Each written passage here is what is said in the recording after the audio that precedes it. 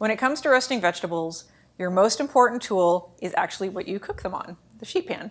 So roasted vegetables cook using two different heating methods at the same time. So when you put your vegetables in a pan, right? So they're heated by the ambient heat in the oven that's like floating around and moving with convection currents inside your oven.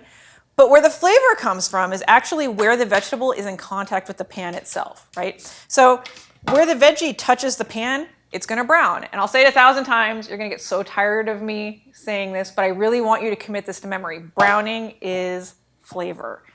So what we're gonna do is we're gonna chop up these veggies so that they have as much contact as possible with the pan. But another important factor to keep in mind is the size of the pan, right? You don't wanna crowd your pan.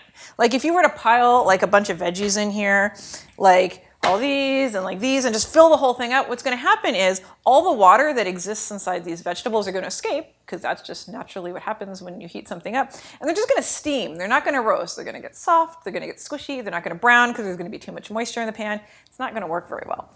So what we wanna do is when we cut these up, we're gonna make sure that they all have a little bit of space between them. And I'll show you this in detail in a few minutes, but it's really important to know that you need to pick a pan size that will allow you to create space between your vegetables. So if you have a bunch of veggies like this, you just need a bigger pan.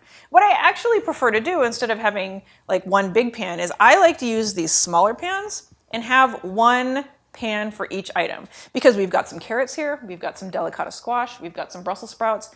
These are all gonna cook at different rates, right? So one's gonna be done and the rest still need to cook a little longer. So you can cook them in one big pan, but what you would wanna do is you would wanna put like the carrots here, the Brussels sprouts here, and the squash here, just very, very separate so that it's easy to remove the ones that are done so they don't burn while the others keep cooking. But like I said, my favorite way is to use these little quarter sheet pans, and that way you have all your carrots in one place, all your Brussels sprouts in one place, all of your squash in one place. When it's done, you just pull it out.